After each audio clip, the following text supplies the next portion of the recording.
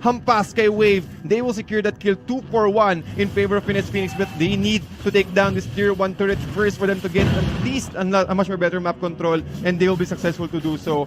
One step by step lang talaga mga kaibigan. It's all about objective at picking off. Makakita pa yin yung overturn, and this is Claude going down.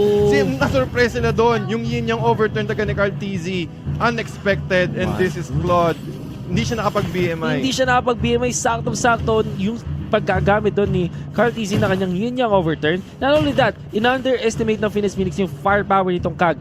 You have to take note, meron siyang turtle buff, mas makati yung kanyang damage. And even if you're the Claude at feeling mo masasurvive mo yun, you shouldn't have stayed in that moment. So, nakakakita tayo ng magandang search mula sa Finesse Phoenix, but SGD Omega getting the better trade-offs. Nakakuha pa ng Torre dito si Dale Dalus. So talaga, kung kumpara natin yung farm dito ni Dale Dalus, mas malaki talaga. We have 6.1k. Wow, 6.1. And Claude is 5,000 when it comes to farm. So, meron nga siyang golden staff and this battle. At, nako, paano mo uhulihin yan? Well, yes, you do have a show. Pero kung sakaling, kasi yung kasi carry kasi it's more about waiting for a nice positioning para makapag-dish out siya. Siya yung magiging finisher. We have the dragon. Kinumit dito para kay Russ. Habulin nila. Dominant Blast. Not gonna connect. Pero napatay pa rin yung Kajan. Nonetheless, Russ able to run away. However, napatay nila dito yung Leomord. Sinunod na rin yung Lolita. Napakagandang initiation na naman mula sa Nita. Ya ampun, Nita. Apa kabar? Kerja apa sekarang? Suami bisnis apa? It's Lolita and Leomord. That's another core hero on the side of Finesse Phoenix. Now that the Lord has been respawned, it will be easier for Dale Dalus na makakuha ng makadish out ng damage dito. Nakita mo agad almost isang bar kaagad yung na-damage niya just himself. At si Tamus naman just applying a lot of damage, making sure that the yung lanes is na-pressure para magbigay ng isa pang hero yung Finesse Phoenix to defend the tier 2 turret. Yeah. Well, ang makikita natin dito na trend is SGD Omega now. Na-feel na nila na mas malakas sila ngayon against Finesse Phoenix and they'll push their advantage, kumbaga. So para mangyayari na lang dito for SGD Omega, ibuli na lang nila dahil hindi na makuha yung Lord at mukhang nahatak pa dito yung show. Naku po. May Numinon Blast, mukhang makakontrol natin si Kufra dito. Or rather siya yung makakontrol. Yes, indeed, si Dane mukhang may stand pa nga yata siya. Mega kill na nga si Carl TZ, but he will go down again in the hands of this Leomord. But Carry is also there to take that revenge. They lose with a double kill. And that's a 2-4-4 exchange in favor of SGD Omega. At bukod pa doon, sila pa yung nakakuha ng Lord. And hindi sila hihinto dito. Apply pressure in the middle lane and then wait for the Lord to at least medyo malapit-lapit sa tier 3 para ma-apply din sila ng pressure sa middle lane. With the increased stats dito sa mga minions, ang lakas talaga na, look at this, hinatak na agad dito yung Cho, kaya ba nila mapatay? Mukhang kayang-kaya, magandang tuman, naka-way of the Trakiramit, pero patay na yung Torre, and Lexator survives. Just like that, nakakuha na naman isang kill ang SGD Omega. Kahit may Zaman Force talaga doon, Levi will just man up. Flex na talaga ng masses niya. Sige, ako yung unahin nyo, and also Carry. Tagang positioning lang, second skill, dash na siya ng dash, dish out those damage, transition to top lane, take the tier 2 turret, since alam niya na Finesse Phoenix will just defend the bottom lane against the Lord. At nakakuha ng, I think, 2 tier 2 turrets and 1 inhibitor turret ang SGD Omega out of that. Definitely a big victory, big win para sa kanila. Di na nirespect ng Finesse Phoenix yung firepower ng SGD Omega as 5. And at this point, yung Carry, you can say, mas malakas na talaga siya against the Claude ngayon. Claude, hindi pa natin nakita na maging effective. I think that Finesse Phoenix with Dane on this Claude has to step up kasi sobrang layo pa niya dito. You can't really commend si Wave. Wave has been doing wonders for his team. However, kulang kung siya lang. But when it comes to items, 9,700 para kay Carry at meron na siyang Thunderbelt and Immortality. So, okay, sige, pwede mag-Blazing Duet sa loob. Pero, kaya mo ba akong patayin when it comes to the second round once na nag-proc yung Immortality? And as we can see, SGD Omega just knocking on the doors on the tier 3 turret ng Finesse Phoenix. At ang hirap talagang pumasok dyan na si Carl TZ, meron na siyang blue buff. And yung si Heath, kapag nakakuha siya ng magandang position, kahit nasa loob sila, well, okay, protektado kayo ng mga tier 2 turrets nyo, pero medyo mahirap, medyo andaling i-pull off ng ultimate stun ng Kufra dito once na nasa gilid lang sila ng tier 3 na inhibitor. Kasi yung mga walls dun sa may gilid. Correct. Andaling ipatama. SGD Omega really feeling the strength of their lineup as of this moment. Hindi na sila namomblema ngayon sa kanilang burst kasi marami na silang items sa kanilang mga heroes. And with carry, this strong carry, how can Finesse actually fight? Kita mo naman, inhibitors, inuubos agad, napakadali lang. Walang magawa yung Finesse. Wala silang way to engage. Wala silang pang-initiate. Yes, Cho, they can engage, but again, kapag medyo risky kasi papasok ka sa 5 eh. Nakikita mo yung SGD Omega, yung position nila, nagko-compress lang sila as 5. They're grouping as 1. Pero pag pumasok ka, sige, sinong huhulihin mo? Pwede mong hulihin si Carl TZ, kaso pwede mo siyang pwede siya mag-flee rather. At kung sakaling kaya naman, yes, is it worth it na gamitin mo yung SS niya para kay Kaja? So, medyo mahirap talaga. The only thing that they can do for Finesse is to defend and look for an opening para sa against SGD Omega. What we're seeing right now for SGD Omega is yung so much items on their belt ngayon. May immortality na nga dito si Kaja. You know, the Thunder Belt available and immortality for the carry. Sobrang lack of destiny. Naka-glaive na rin pala Divine glaive na rin. Si Kagura. So, necklace. Oo, sobrang taas na kanyang damage. Durance. The necklace of Durance is really good laban sa isang Leomord, especially laban sa Claude. Claude, the way for him to fight is to actually out-damage yung kanyang opponent. Sustain, I mean. Yung kanyang mga kalaban dahil sa kanyang lifesteal. But because of the Durance, necklace of Durance, hindi niya yung magagawa. Hindi na siya pwedeng tumagal tulad ng kasi blazing duet sa loob sa 5. Pag meron kang blazing, rather necklace of Durance, talagang mas madali mo siyang makontrol rather. Kung sakaling gusto niya bumabad sa loob ng team fight. Hindi na nga ideal na bumabad siya doon kasi wala na nga siyang lifesteal. What Durance actually takes away is yung any form of regeneration. So that includes lifesteal for sure. But si Heath, gulong-gulong na muna mo. Si Lex Aether naman makakawin na isa. Divine Judgment nga.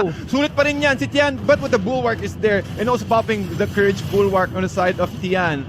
But, well, okay, sige. Nakapag-disengage kami, but again, the Lord has been taken out by SGD Omega. They need to defend this one. Ang laking bagay nito. Unting oras na lang ang kayang ibili ng Finesse Phoenix for them to farm. They need to be fight ready on this next skirmish. Since yung Lord is na-summon na call out na nila, the aggression, siguro mga 30 seconds, meron pa silang 30 seconds to farm or to take any blue buff that they need to. Kaso yung ginagawa rin kasi ng Tamus, split push lang. Apply pressure, control the lane equilibrium on the bottom lane. Habang yung SGD Omega, yung the rest of SGD Omega on the top lane, habang sa middle lane naman sa Lord. So dagang control nila yung lane dito. This might be the end for Finesse Phoenix. I mean, nandito na yung Lord, level 2 Lord sa may gitna. Ginamit na rush yung kanyang Jade Kundo, pero mukhang hindi yata perfect yung kanyang initiation. Naku, habang sa Lord naman talaga, inuubos lang nila yung creep para pumasok si Heath. Again, the stun is not enough. Carl TZ, Blazing Duet, hindi pa rin ginagamit, but the way of the Dragon, Cupra will go down, but are they ready for Blazing second Duet round? Blazing Duet nga naman talaga. Si Levi kumukontra si Touch. Unting-unti ng HP niya, makakatakbo nga ba siya? Wala, hindi enough yung lifesteal. Plus the damage from the carry. Double kill, and Carl TZ will finish them off. SGD Omega will take game 1 against Finesse Phoenix. Isang malupit na huling sutok mula sa SGD Omega nandun. Ginamit nila si Kufra very aggressively dahil parang ang nangyari na doon nga siya sa likod, tapos bigla na lang siya ng gulat kasi that's the thing with Kufra, right? Parang out of your screen talaga yung initiation niya. So hindi mo talaga siya makikita when fully charged yung kanyang talon. Now what happened was, nagulat yung Finesse Phoenix, and dahil dun sa fact na merong immortality si Kufra, okay lang na tumalon siya dun. Kasi yun naman kanyang sacrifice with that immortality, talagang dami nila nakuha ang kill. Pati ang dami niya expend na resources sa Finesse Phoenix doon. Sige, okay lang, patayin niyo ako. Siguro hindi nila napansin na merong immortality at ang dami ng ultimate yung na-dish out ng Finesse Phoenix. And we're going to look at our highlights here. Again, the aggression from SGD Omega. Unang-una pa lang, for the first 2 minutes, meron silang 2 kill. Yun yung ginamit nilang stepping stone for them to play or at least ma-pull off ang ganitong klaseng playstyle. Kasi ito yung turtle fight ng SGD Omega na mukhang promising for Finesse Phoenix, pero sila pa rin natalo kasi ganda talaga ng talon. And the fact na nandito yung si Carry agad to fight for your team usually speaks volumes on how strong SGD Omega could be. Wave played really well sa series, dito sa game number 1 natin, pero he cannot do it alone. Ang ganda ng Numinal Blast dito. Sapul sa tatlo. Sapul sa tatlo. Pero yung disengage ng SGD Omega, also top-notch. Yung damage din as talaga ng yung burst potential ng SGD Omega is napakalakas. Meron silang magical burst with the Kagura and also physical damage DPS when it comes to carries damage. So, tingin ko talaga itong dalawang hero, si Carteezy, pati si Carry, nakapag-farm ng taga ng husto. Yeah. And also, yung pag-secure ng objectives dito ng SGD Omega to na this is actually probably the beginning of the end. Kasi nagkamali na sila numino dito pero they still fought and syempre bumabot sila sa yin-yang overturn. Alam naman natin, hindi ka pwedeng magstay doon. Makakuha ng magandang mga shutdown dito yung ating Leo Mort pero what can that do? Dalawang hero lang yung napatumba niya and that's almost a team wipe para sa SGD Omega. Pati ito na yung time na mapapatay si Kufra. Yep. But again, ang dami nilang expend na ultimate dito. Zaman Force will be used but medyo ang hirap ng mahirap ng i-target yan. Plus the courage bulwark from SGD Omega making them more mobile. You have to commend pa rin yung carry na player natin dito coming out from SGD Omega. Dale Daluz was actually played really well in that specific game. Di nga siya namatay, I think. Totally dun sa laban na yon. And overall, ang naging effect nun is naging mas online siya compared dun sa Claude. Not only because of his skill, but also because of the rotations of SGD Omega. Kung mamaalala nyo dun sa first kill ng SGD Omega doon sa Claude, the first few minutes.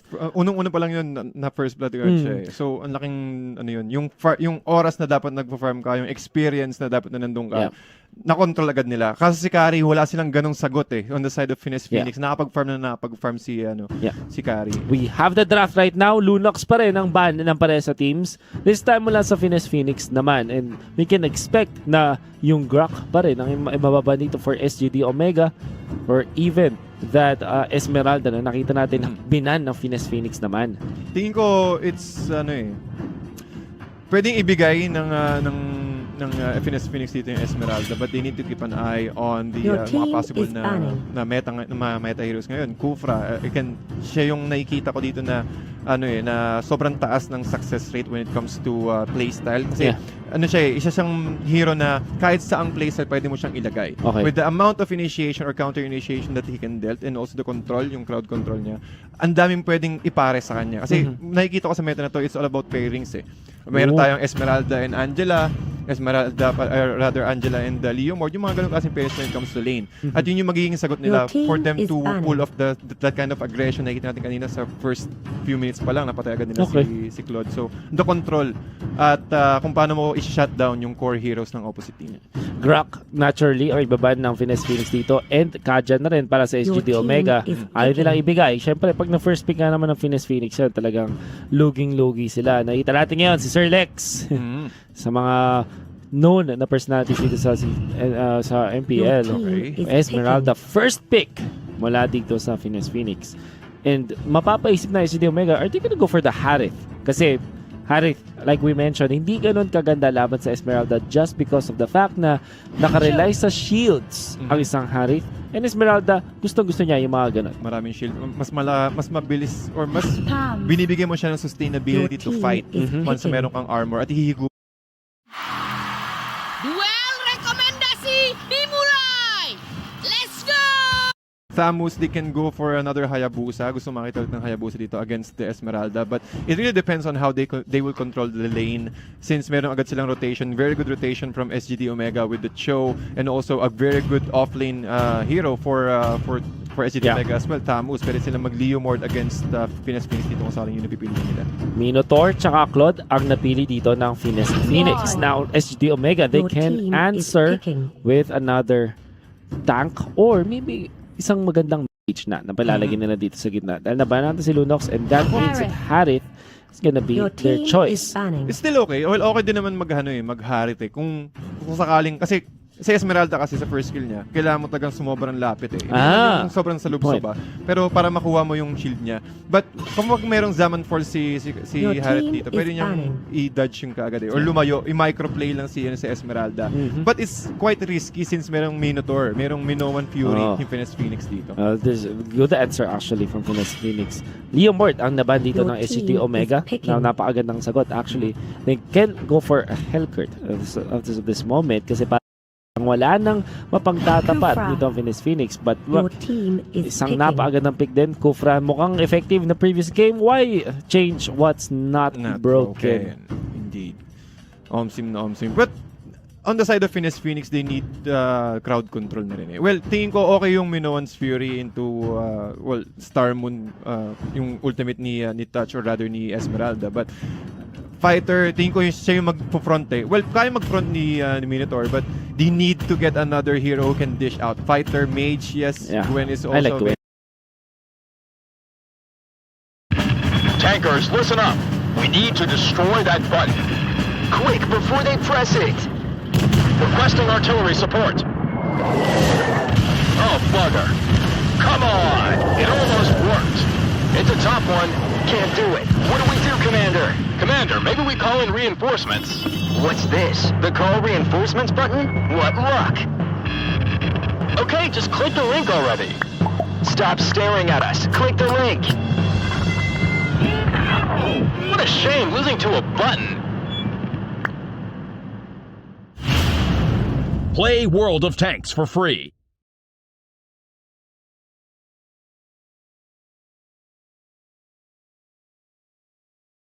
Available.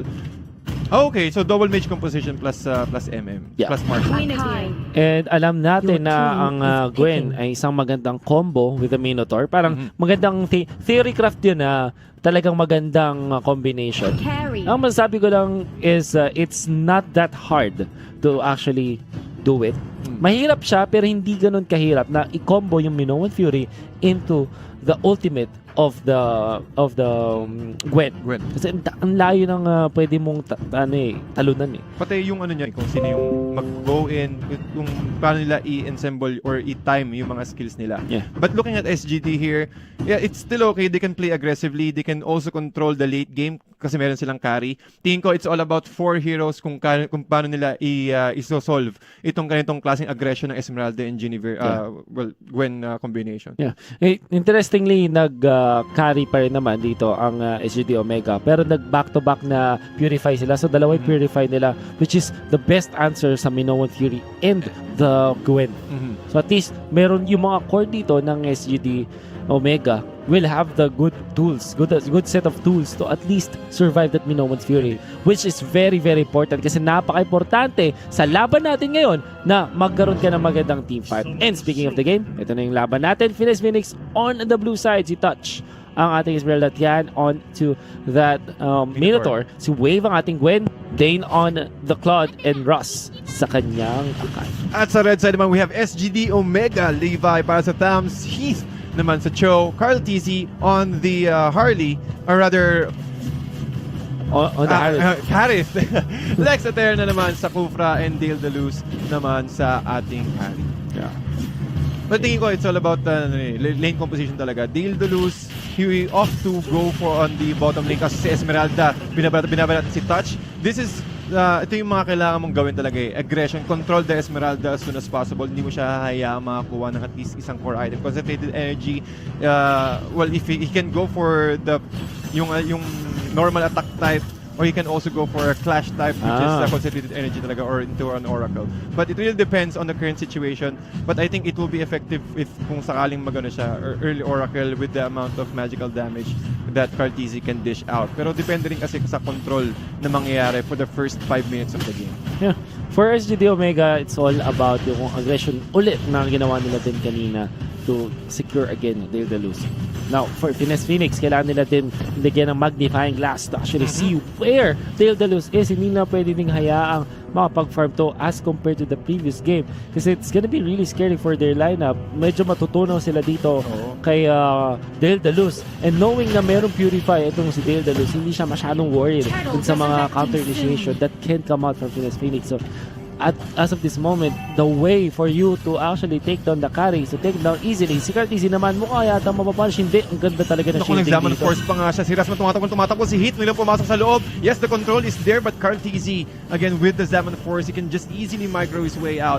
At nakita mo si Touch, hindi pa siya gaano nakakakuha ng ganong klaseng shield, but ang laki agad ng sustainability na kaya niya ibigay. With Heath again, with the knock-up, the way of the Dragon, just to separate him away from Cartesi, but Cartesi will just back off. Medyo nagkaka-poke lang nitong dalawan dito. I don't think that there will come a time na makapagpatayan yung mga ganong heroes dun sa may gitna. You kinda need either Daedalus or the Thamus. For SGD Omega, medyo mas malakas yung firepower ng Finesse Phoenix ngayon sa moment na to.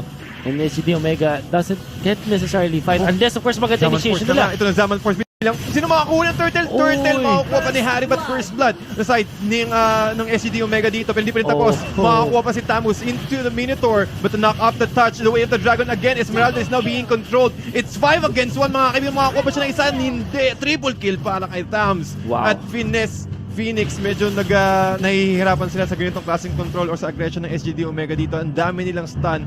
Well, meron pa silang sustain from the Thamus. Yeah. At yung carry nakakapag-farm na nakakapag-farm. This is 4.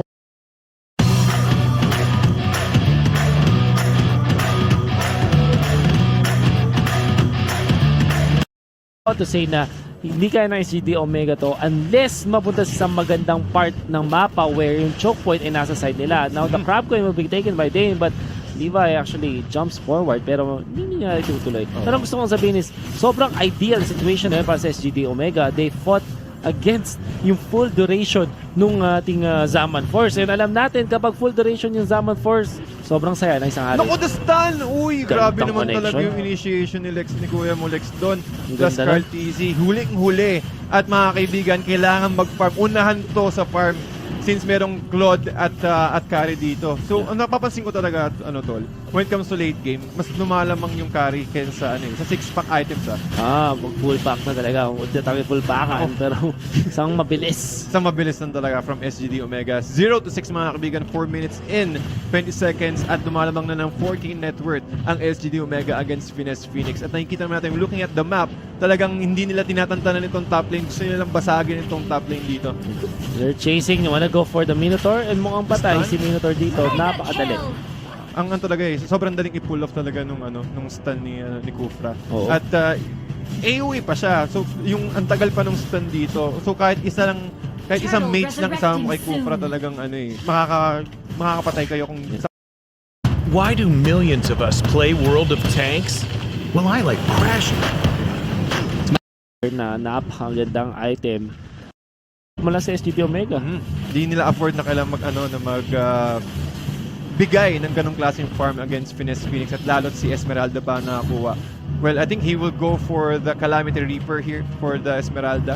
Well, tingin ko mas okay nga rin naman yung kaya niyang dumiktik ng dumiktik. Yeah.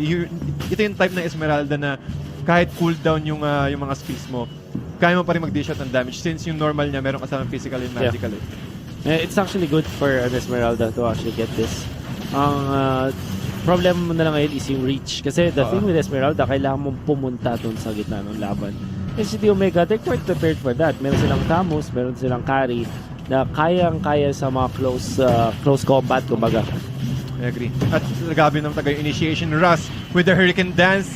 Sino yung kinokontrol niya dito? Sumukhang nagkakagawa ng ultimate talaga mga kaibigan. Hindi tumatamang ultimate ng Finesse Phoenix. Pero hinahabol nila si Chocho, able to run away. No, he can't. Mukhang mapatay siya. Mayroon slow from Dane. Si Tams naman, si Levi, makakuha pa siya ng isa. Gwen will go down. Kian will be forced to use Minoan's Fury. At makakuha pa siya ng isa. Esmeralda will be able to take down Dito Joe. si Lex.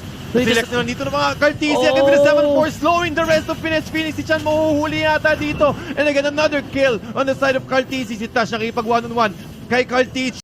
Kailangan tumakbo. Uy, makakuha pa ng isa. The damage is enough. Kahit anong taas ng shield mo, kaya paputokin niya ng damage ko. Grabe talaga si Cartesia dun, tol. And even Dane, lamang siya ng HP dito pero hindi niya kaya makipag-man up against Cartesia. Cartesia just clear out the wave. Tinangki pa nga yung Torre doon. Uy, that was scary. Scary. Pero bumibelo na si Kuya mo, Lex. At ginansel lang. Grabe yung ginawa ng SGD Omega. Sobrang na-outplay nila yung Finesse Phoenix. In the previous fight, kitang-kita natin yung skill level difference dito SGD against Finesse Phoenix. Kasi kitang-kita natin yung time na si Heath lang yung namatay. Pare sila mababay HP, tapos niligtas siya ni Levi. Sakto yung pagdating ni Lex. Ito lang yung sinasabi ko na paisa-isa pero nanalo. Kasi iba yung level nung kanilang level of play na comparably ng Finesse Phoenix as well as SGD Omega. Nakita natin yung difference ng level It's all about itemization tingin ko, pati mas prepared Ah. rather yung yung SGD Omega doon. Well, Resurrecting soon. Gwen, okay, kasi meron silang Gwen kasi yung Purify lang talaga eh. Dalawa agad yun ang kayang i-counter ng Purify. Well, hindi lang pala dalawa kasi meron ding ultimate si Touch doon na pwede lang i-cancel kung sakali. At the control, tingin ko it's the pick-off capability as well ng SGD Omega. Kaya nilang gumaw na gumaw. Si Hit lang. Pag nakapasok siya, isang Way of the Dragon, then follow-up ng mga teams niya. Medyo mahihirapan na yung Finesse. Nakikita mo yung nagkikiritira na dalawang tank doon. Wala naman sila matalo sa lahat. Well, tingin ko, kasi siguro wala na silang magawa. Sige, try natin i-poke yung sarili natin. But SGD now taking out the Lord. At this is the first Lord, mga kaibigan. At 8 minutes pa lang, well, going for 9 minutes at kitang-kita naman natin yung objective na nakuha ng SGD Omega. Wala pa nakukuhang turrets ang Finesse Phoenix, mga kaibigan, dahil nga sa aggression nila. Tatlo na yung items si Tamo sa Bloodlust Axe and this battle and yung kanyang Athena Shield. All the while, si Lex Aether na dalawa naman. Meron siyang Curse Helmet and Antikyras, which is great laban sa Claude. And even the Esmeralda struggles against Antikyras. What it does, diba? Parang if you get attacked, mapahina yung umaatake sila. Pati yun ang taga mahirap eh. Kapag sa Esmeralda kasi, okay, tanky ka per se, but kailangan mo ng items para mas maging tanky ka. Well, kung sakaling kulang yung damage mo, well, he went for a Calamity Reaper. So, it means that dish out siya ng damage, oo. Pero kapag pinasok sila ni Heath or pinasok siya ni Carl TZ, mahirapan siya tumakbo. The only thing that he can do is to fight. Kaso, lagi nag-group up yung SGD Omega dito at talagang kung sakaling bilang pumasok sa Esmeralda, kayang-kaya nilang kontrolin. Yeah. At this point kasi yung Esmeralda nahihirapan na, you want your Esmeralda to snowball. Pero at this point kasi, hirap nang lumaban yung Esme kasi sobrang tagal na niyang natenga, kumbaga. Oo. Tingin ko if he went for at least a defensive item first, an Oracle or a Concentrated Energy, mas kaya nilang pumalag eh. But still, tingin ko it's all about itemization and iba lang talaga yung aggression ng SGD Omega dito. Okay, wanna knock up on this Esmeralda. Sobrang taas na kanyang shield as of this moment. Pero yung Torre, hindi nila matutulungan. Dalawa na agad na patumbahan ng SGD Omega. Dalawa na nga agad. Tapos si Levi naman nag-aabang. Russ looking for a nice position. Like Saterna is also there. Pero si Carl TZ, ang ginagawa lang niya rather is just choking the rest of Finesse Phoenix here. Wala kayong blue. May dagdag kaming blue sa aming arsenal at SGD Omega. Just looking for a nice opening. Hinihintay na si Nexa tayo na makapasok, makakuha ng isang magandang opening eh. Pero hinihintay naman yung Finesse Phoenix. Nice defense as well. Claude, si Dane, well, he can dish out those damage pero mahirap eh. Once na nahuli siya, hindi siya agad nakokontrol. Kumbaga parang imbis na i-damage mo na lang, maglalakad ka na lang. Kailangan mong umalis dun sa control ng kayang ibigay ng SGD Omega. Ang daming engage ng Finesse Phoenix dito. However, yung ating Minotaur and Akai, parang hindi nakakahanap ng pwesto dito na tamang pwesto. Oo, kasi ang hirap talaga niyan eh. Kung sakaling biglang may papasok na isa, pwede kang masipa, magiging open yung backline. So talagang, the only thing that you need to do right now is to defend the core heroes. Defend your base as well. Pero exposed na nga. Wala ng outer turrets ang Finesse Phoenix dito, mga kaibigan. SGD Omega, just iniisa-isa lang nila. Okay, mag-choke kayo sa middle lane habang nag-i-split naman si Levi sa top lane. Yeah, Deltalus already securing yung inhibitor turret sa may top lane na sobrang ganda ng performance all throughout the series, pero nahuli nila dito si try to run away, but it comes Deltalus mula sa likod. Free hit talaga dito ang ating carry and they want to go for the kill, but napakaganda knock-up. Wave, nandun pa nga si Levi makakatakbo and nice defense from Finesse Phoenix at nakita ko dun si Gwen talaga. Well, kinontrol niya si Carry, but then again, yung unting segundo na nakokontrol si Carry, ang laking bagay na yun para hindi siya mapag-dish out ng damage. And SGD Omega, hindi nila ine-expect yung ganong klaseng initiation. Again, they're able to use the Zaman Force. Kaso ang problema, si Tian, laging nakokontrol niya, laging saktong-sakto yung Minoan Fury niya. Ang masasabi ko lang doon sa moment na yun is yung na-control ng SGD Omega yung Akai, but they weren't ready for the next one. And it was the Minotaur into the Guinevere ultimate, diba? So talagang talon ang SGD Omega. Now, for Finesse Phoenix, siguro nakaramdam sila, meron na tayong way para manalo. Kapag inuayos natin yung ultimate na gusto ko sanang sabihin, pero that was not good for kasi ginamit na niya agad yung kanyang Minoan Fury. Again, for Minoan Fury, kapag tama yung timing mo, isang shun po lang, kontra na agad. Ano agad yun? Parang meron siyang hidden pixel or parang pixel na pwede mo i-dodge yung mga Yeah. And not only that, in shoot po, kapag under ka ng dash, sa mismo moment na nag-dash ka nun, immune kasi sa crowd control. Including yung Minoan Fury. So this is bad para sa Finesse Phoenix kasi wala silang Minoan Fury ngayon and yung SGD Omega, meron pa silang Lord. Nako. At tingin ko hinihintay na ng Omega na mag-respond yung Lord dito and then they can go. And as you can see, SGD Omega is just choking Finesse Phoenix right now. Talagang ang nakukuha lang nilang farm is yung mga incoming waves. Well, meron ng Divine Glaive si Esmeralda dito but I'm not sure if that is enough with the amount of defense already for Lex Eterna. Pati ang hirap din talaga eh. Oh, meron pa silang life steal ni Tams. Tapos ang magiging place na yata dito ng SGD Omega is just protect the Lord then finish off the game. Tapos i-hit, naghahanap ng pwesto. Pamandala si Lex Aether na naman dun sa may bandang taas. Trying to survive this game. And can they actually do this? Meron ng Lord ng SCD Omega. It's not gonna be easy. Nako, ito na nga. Gusto makita si Dale dito. Si Dale nakapag-dish siya ng damage. Si Heat, tumatakbo. But the damage again. Lex Eterna, he needs to run away. Zaman forces also. There is the one Fury na gamit na. Pero the damage is still enough.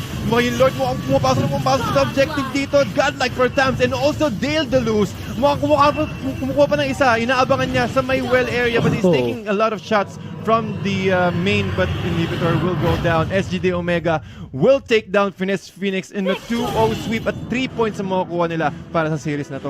Oh wow, that was a quick 2-0 para sa SGD Omega. I want to see yung huling string of events.